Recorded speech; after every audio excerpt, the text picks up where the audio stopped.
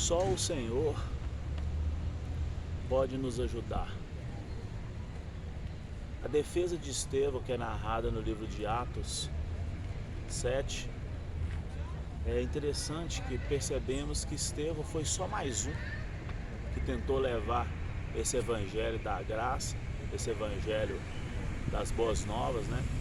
Esse evangelho que a ideia seria um manual de como o homem proceder e se dar bem, de um pai que sabe o que é melhor para o filho, mesmo após este ter conduzido o mal para dentro através da desobediência. Em Atos 7, de 1 a 53, né, que narra esse momento, nós temos partes que são interessantes de ser analisadas separadamente, para você ver como que é interessante. Você tem a divisão entre o diálogo com o sumo sacerdote, esse, né, que devia ter compreensão da verdade plena, do que seria, né, a intenção do evangelho, das boas novas.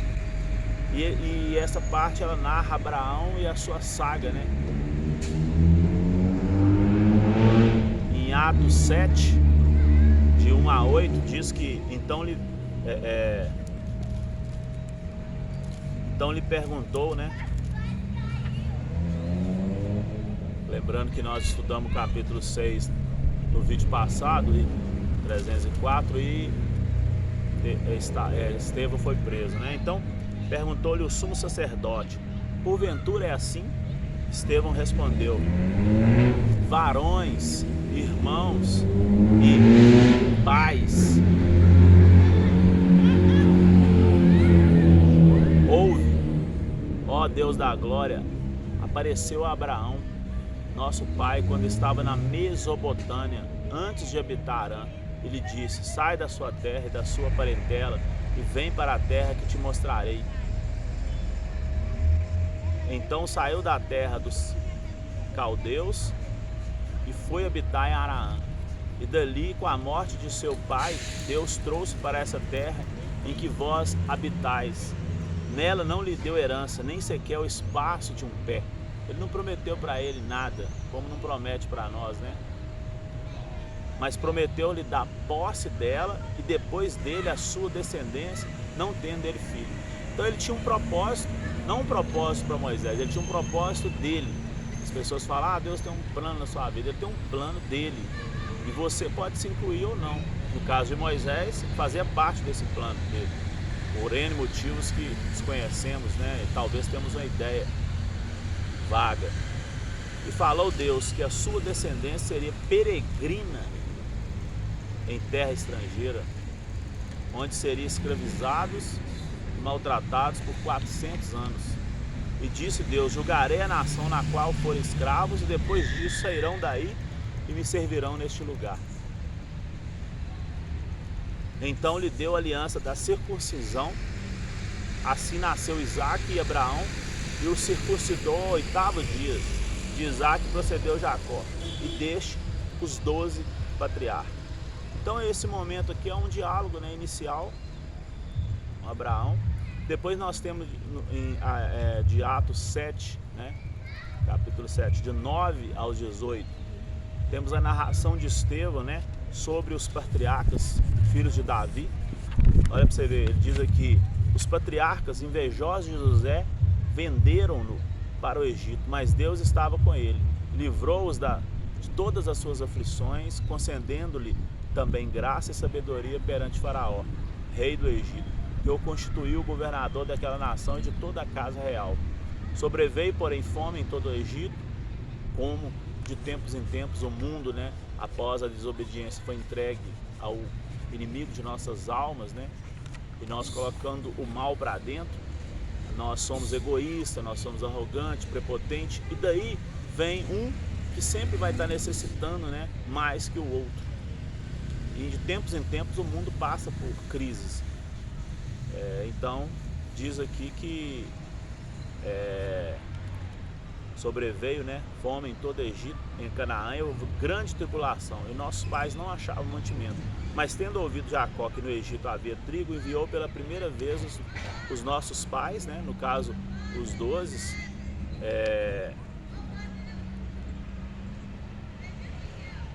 na segunda vez José se fez reconhecer, né, por seus irmãos. Essa história a maioria das pessoas já conhece, nós já estudamos ela anteriormente, lá mais no princípio. José se fez conhecer e tornou conhecida a Faraó a família de José. Então José mandou chamar Jacó, seu pai, toda a sua parentela, e isto 75 pessoas. Jacó desceu ao Egito e ali morreu ele e também nossos pais, né, que é os patriarcas, né? Está falando aqui dos patriarcas. E foram transportados para Siquém e postos no sepulcro que Abraão ali comprara a dinheiro aos filhos de Amor.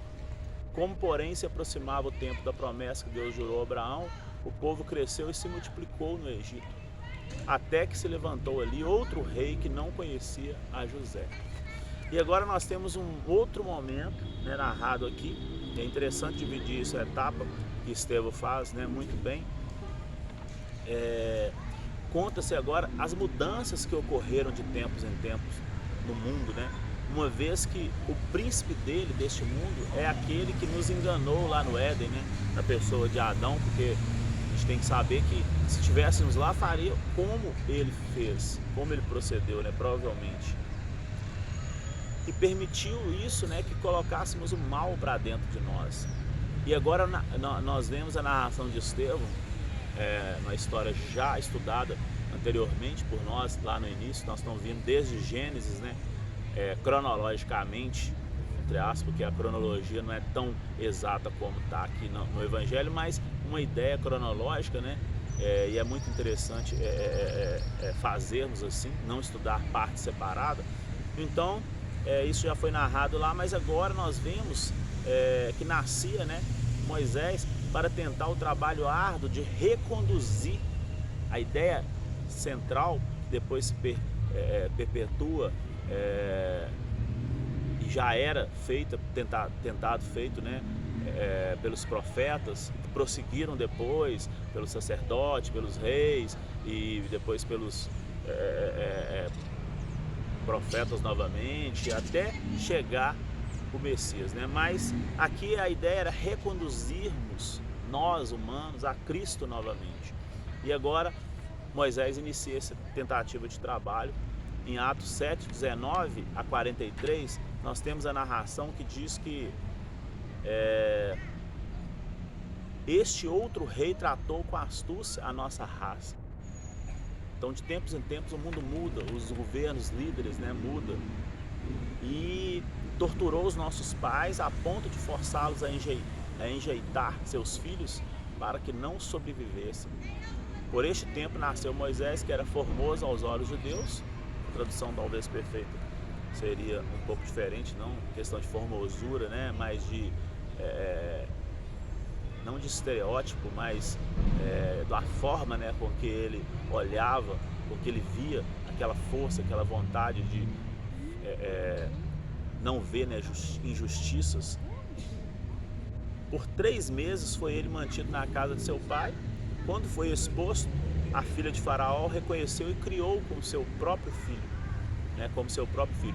E Moisés, ele foi educado em toda a ciência, né, dos egípcios, e era poderoso em palavras e obras, que era um procedimento aqui dessa educação, desse processo, né, tinha um propósito, e esse processo passava por isso, de ser educado, né, pelos egípcios também. Quando completou 40 anos, veio a ideia de visitar seus irmãos, os filhos de Israel. Vendo um homem tratado injustamente, tomou-lhe a defesa e vingou o oprimido, matando o egípcio. Ora, Moisés cuidava que seus irmãos, né, entenderia que Deus os queria salvar por intermédio dele. Eles, porém, não compreenderam. E no dia seguinte aproximou-se uns que brigavam e procurou reconduzi-los à paz, dizendo: homens, vós sois irmãos, por que vos ofendeis uns aos outros? Então você vê aqui uma característica de Moisés, né? De tentar a pacificação que era a ideia de Cristo, né? Lá no princípio, quando os romanos oprimiam os judeus, e ele, através do amor, né? E da paz e da diplomacia, né? Não como Barrabás, que queria através da violência, né? Achava não tinha recursos, na verdade, na psicanálise, né? Que eu estudo também, quando o ser humano não tem recursos, às vezes ele age, né, com recursos que não deveria, mas ele não tem outros, e Cristo tinha, como Moisés agora tem e tenta aqui, né? Mas o que agredia o próximo repeliu, dizendo: quem te constituiu autoridade ou juiz sobre nós? É muito típico do ser humano, né? Quando você quer a paz, você quer ele te indagar, né? Quem você acha que é, né? Acaso queres matar-me como fizeste ontem ao egípcio? Aí vem a acusação, né?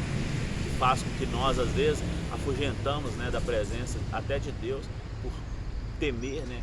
Quando Ele aponta nosso pecado, coloca nós diante da nossa dificuldade, da nossa deficiência. Quando nós devemos entender que a melhor parte de nós é Cristo. Então nós não podemos desapegar dele, porque nós precisamos dele, nós temos que ter essa consciência. E a ideia é essa: o pecar é não conhecer a Cristo como Salvador, não reconhecer que nós precisamos dele. Esse aqui é o maior pecado. E essas palavras, né, diante delas, Moisés fugiu, peregrinou, né, por Midian, onde nasceram 2 filhos. Decorrido 40 anos, apareceu no deserto, no Monte Sinai, um anjo por entre as chamas de uma sarça que ardia. Então eu acredito que agora ele já está com 80, né? Porque 40 ele teve esse procedimento de tentar defendê-los. Agora aos 80, 40 anos, olha para você ver. Moisés, porém, diante daquela visão, né, na sarça, ficou maravilhado e aproximou para observar. E ouviu a voz do Senhor, ele dizendo, né: eu sou o Deus dos seus pais, o Deus de Abraão, de Isaac e de Jacó. Moisés, tremendo de medo, não ousava contemplá-las. Disse-lhe o Senhor: tira a sandália dos seus pés, porque o lugar em que está, né, terra santa. Vi com efeito o sofrimento do meu povo no Egito. Olha que interessante. E é interessante essa parte que nós temos aqui, é que nós estamos conversando, né, de uma forma bem informal, como eu acho que deveria ser, né, de um ser para o outro e a percepção que ele tem, né, mas de uma forma de levar esse amor de Cristo, a forma com que ele trabalha, né, com cada um. E ele diz, né: vi com efeito o sofrimento do meu povo no Egito. Então mostra que Deus, ele vê todas as coisas, né? Ouvi o seu gemido e desci para libertá-los. Vem agora e eu te enviarei ao Egito. Ou seja, ninguém é merecedor de nada. Após desobedecermos, ficamos entregues à nossa própria sorte. Mas Deus, ele vê todas as coisas. E na hora, no momento oportuno, ele age. E ele tem os planos dele. Talvez alguns podem fazer parte desse plano, né? E a este Moisés, a quem negaram, reconheceu, né, dizendo: a este enviou Deus como chefe libertador, com assistência dos anjos que lhe apareceu na sarça. Este o tirou fazendo prodígio e sinais na terra do Egito, assim como no Mar Vermelho e no deserto, durante 40 anos. Foi Moisés quem disse aos filhos de Israel: Deus vos suscitará dentre vossos irmãos um profeta semelhante a mim. E este Moisés que esteve na congregação no deserto, com o anjo lhe falaram no Monte Sinai com os nossos pais, o qual recebeu palavras vivas para nos transmitir. A quem nossos pais não quiseram obedecer, antes o repeliram e no seu coração voltaram para o Egito, dizendo: Araão, faz-nos um Deus que vão diante de nós, porque quanto a este Moisés que nos tirou da terra do Egito, não sabemos o que lhe aconteceu. Naqueles dias fizeram um bezerro e ofereceram sacrifício aos ídolos, alegrando-se com como obra, né, das suas mãos. Mas Deus se afastou e os entregou ao culto da milícia celestial, como está escrito no livro dos profetas. A casa de Israel, porventura, me ofereceste vítimas e sacrifícios no deserto pelo espaço de 40 anos. E acaso não levantaste o tabernáculo de Moleque, a estrela do seu refã, figuras que fizeste para adorar? Por isso vos desterrarei para além da Babilônia. E é interessante que esse momento aqui narra, né? O povo sempre uma necessidade de ter algo apalpável. Ídolos são isso, né? Algo que você se apega. É como se fosse um talismã.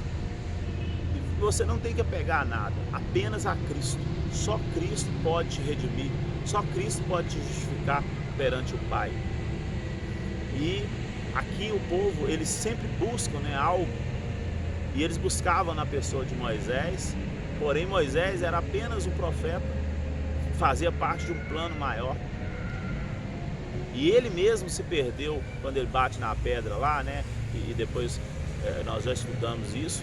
E ali o pecado dele é não perceber que tudo que é feito por Cristo.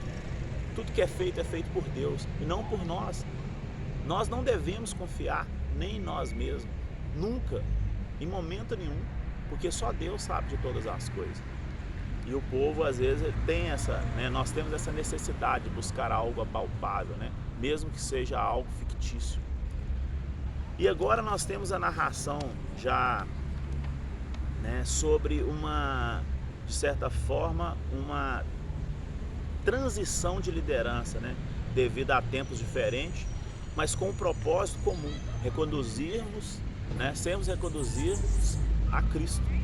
Em Atos 7, 44 a 53, nós temos a narração aqui.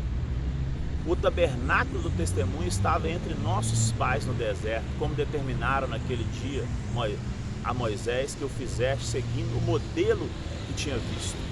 Então, Deus, ele percebe, né, a necessidade do ser humano em ter algo ali visível, palpável. Ele não conseguia, através das obras, às vezes acontece, né, na nossa vida, várias obras, vários prodígios, várias coisas que fazem nós percebemos o cuidado de Deus. Mas nós temos que ter algo palpável ali, algo que nós pegamos, um talismã, né?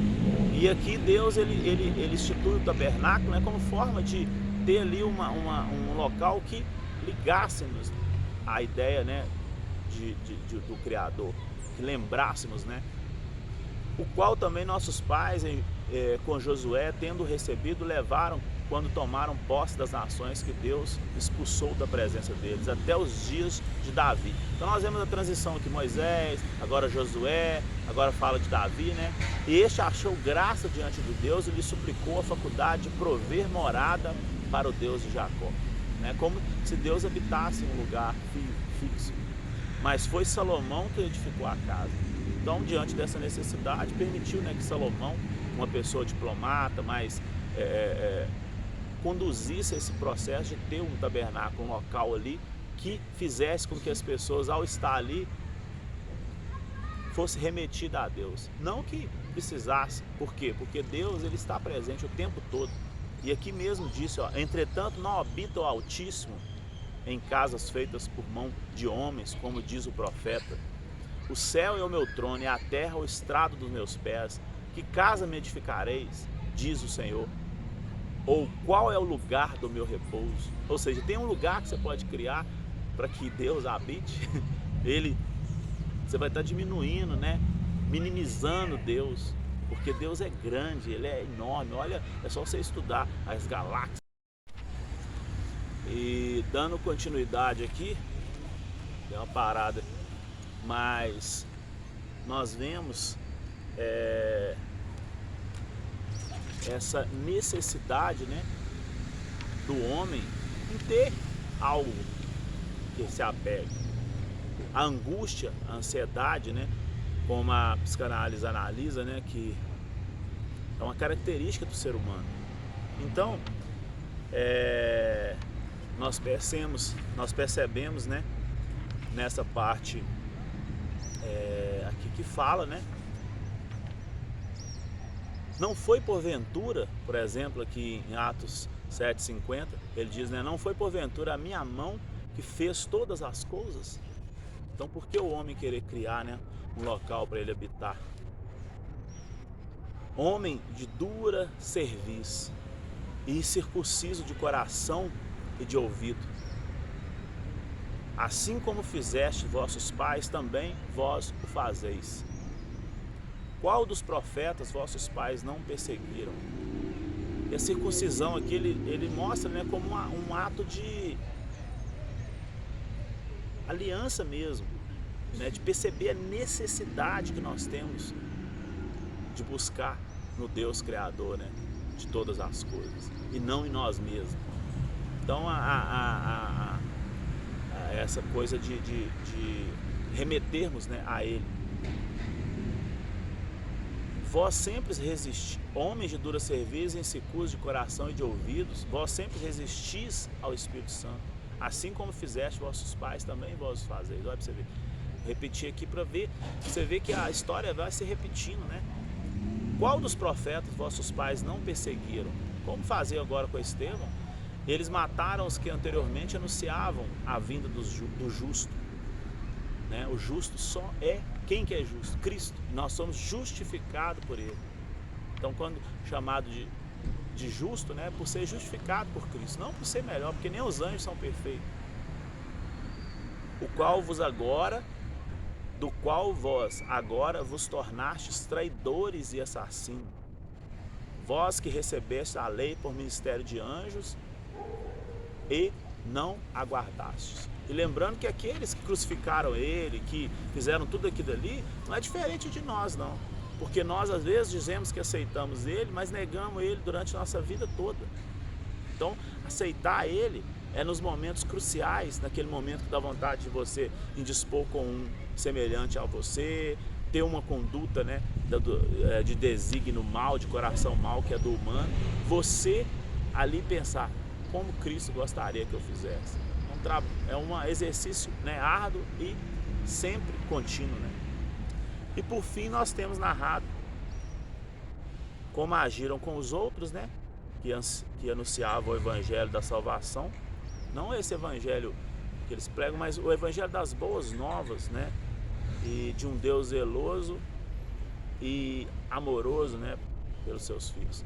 E agora eles fazem como fizeram com os outros a Estevão, e narrado aqui a morte de Estevão em Atos 7, 54 e 60. Quer dizer, tudo que eles fizeram com os outros profetas, eles fazem também com Estevão. E diz que ouvindo eles isso, enfureciam-se no seu coração e rilhavam os dentes contra ele. Mas Estevão, cheio do Espírito Santo, fitou os olhos no céu e viu a glória de Deus e Jesus que estava à sua direita. E diz, eis que vejo o céu aberto e o Filho do Homem em pé à destra de Deus. Eles, porém, chamando em alta voz, tamparam os ouvidos e, unânimes, arremeteram contra ele. O apedrejaram, as testemunhas deixaram suas vestes aos pés de um jovem chamado Saulo. E apedrejavam Estevão, que invocava e dizia, Senhor Jesus, recebe o meu espírito. Então, ajoelhando-se, clamou em alta voz, Senhor, não lhe imputes este pecado, não lhes impute, como Cristo, né? Na cruz falou, Pai, perdoa porque eles não sabem o que fazem. Ele fala, não lhes impute este pecado com essas palavras. Adormeceu e Saulo consentia na sua morte. E aí depois nós vimos na história de Saulo, que virou, né, todo o procedimento depois. Mas é interessante percebermos como o coração do homem, às vezes, né, é duro. E em vez de subjugar, aceitar, né, a admoestação para uma mudança de comportamento, ele prefere ir contra, né, apedrejar um profeta que fala, que diz a verdade. Então que nós possamos sempre, né, eu como psicanalista sempre peço e conduzo, né, os meus pacientes para que eles façam essa reflexão de traços de personalidade, de autoconhecimento e de trabalhar essa natureza humana com essa ferramenta, mas sempre olhando para Cristo, nosso exemplo, né, maior, para que possamos ser cada vez pessoas melhores e próximos, né, de sermos cristãos. E aí o Criador que nos criou, que não interferiu depois de desobedecermos e ficarmos entregues à nossa sorte, né? Mas ele permite, como Estevão ali, ele estava ali e permitiu que eles o apedrejassem, porque o melhor é estar com Cristo. E o plano de Estevão, o projeto de Deus para Estevão já tinha se cumprido. Então chegou a hora, e ele não impediu, como ele livrou Pedro lá da cadeia, mas não livrou João de ter cortado a cabeça, não livra Paulo depois, né, de ser degolado, e agora Estevão de ser apedrejado. Porque ele não quer salvar esse corpo corruptível, mas ele quer salvar a alma, o intelecto, e essa visão, essa necessidade. Sabemos que, independente dos nossos traços de personalidade, da nossa psicopatia neurótica ou psicótica, né, e todos esse desequilíbrio que foi causado devido à desobediência, né, na raça humana, ele pode salvar nós de nós mesmos. Amém?